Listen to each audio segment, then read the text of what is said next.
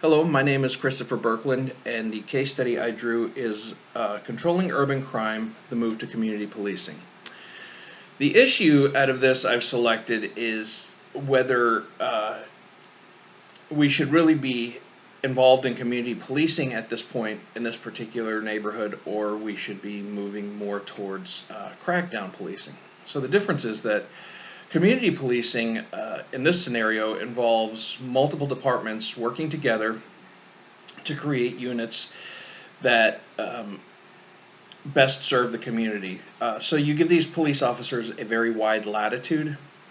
They go in there, they determine whether somebody needs to be arrested or whether we need to get the Department of Welfare Services or Department of Health Services involved, and there's different options for the police. Crackdown policing is the old school way of just bringing in these units that are going to clean the crime up off the streets, take them out of there. The idea is that either they'll be arrested or they'll move out of the neighborhood because they know that they're eventually going to be caught. So we have this police commissioner, Commissioner Grace Tarn. Now she approaches the mayor, Mayor His Honor. He's affectionately called His Honor by his staffers. Now she's focused on making the community safe by eradicating the heightened narcotics trafficking that has of late occurred there. There's been heightened gang activity, more burglaries, especially during the daytime, and domestic violence.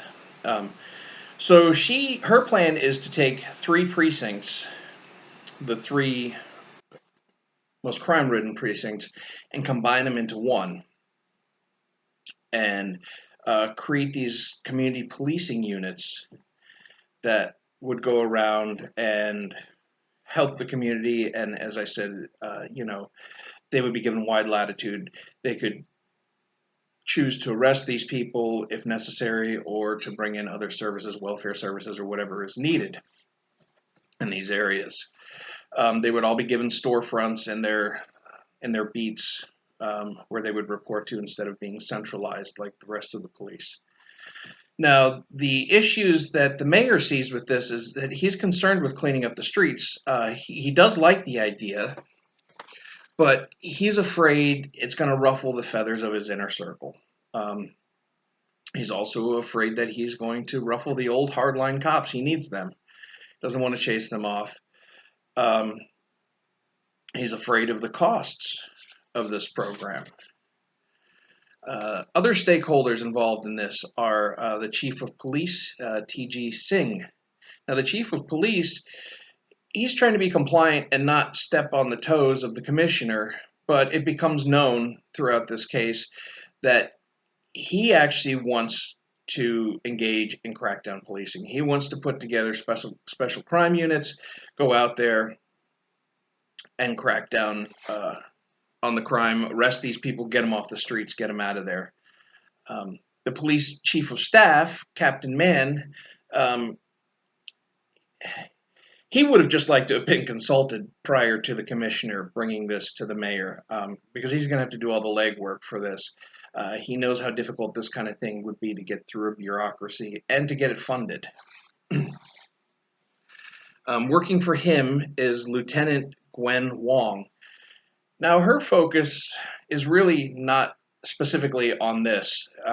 She's focused on getting automated biometric scanning systems. So she has found a pool of money, a slush fund, that the police department could utilize to get automated fingerprint scanning machines and machines that could record DNA and tap into an FBI database. Other stakeholders here are Peter York. He's the mayor's advisor, and he's been charged by the mayor to investigate Commissioner Tarn's idea for community policing, for viability, for cost effectiveness, and so forth. And he's kind of on the fence about it. He really doesn't have an opinion about this. But he is skeptical about the viability of it. Sis Fundapple of the mayor's personal staff, voiced her objection. She stated that she's afraid that if they do implement this and it doesn't go well, it doesn't turn out to be something that the city can continue to do, that they won't be able to undo it very easily.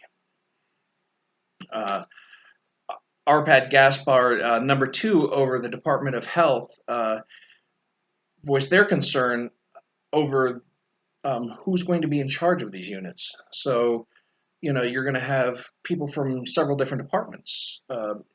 Who's going to be in charge? Because every one of them is going to go back to a different department and answer to a different boss. So, how are these units going to be cohesive? How are they going to operate if there's no one central leadership? And then obviously the citizens are a stakeholder in this because, they have to live with the crime day in and day out. So the commissioner has brought this to the mayor. The mayor's investigating this, and there's a lot of back and forth between this about the different ways of doing this. So the person that I chose to interview regarding this is retired New York City police detective Miguel Rodriguez. He's spent over 30 years on the New York City police force. He was a member of Internal Affairs. He was a beat cop. He has been assigned to drug and gang task forces, units specifically designed to cracking down on gangs and drugs. And more specifically, when he was in Internal Affairs, he investigated departmental and systemic corruption in the force. And Miguel Rodriguez, he had a very unique perspective on this whole thing.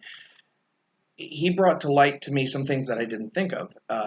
So what he said to me was that when you have drugs in a community, the amount of money it brings inherently brings corruption with it. He said, so there's going to be a certain level of corruption among the police. He said, doesn't mean that the force is corrupt, but some of them are going to be involved in something they shouldn't be. He said, so the other part of that, which he said, is that familiarity breeds contempt. So he said, by having these police that know the criminal element there and that may be corrupt, it's going to be very hard to implement a community policing program. So based on the conversations that I had with Detective Rodriguez, my recommendation would be to create a hybrid program. So we kind of blend together the community policing and crackdown policing, but in stages, not like a marble cake. So first we bring in the crackdown policing teams. We create specialized units.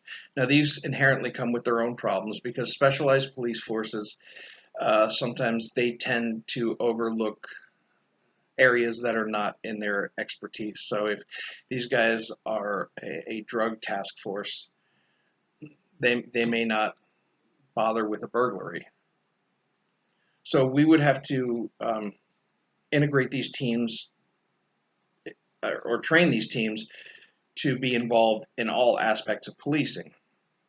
And they need to go into the communities and clean up the streets. So these cops should come from different areas. They should not be familiar with the criminal element in these specific areas. Each team should have a select few officers, however, that are familiar with the area for consultation purposes, because that's their neighborhood, that's their turf. They know things that other people might not know.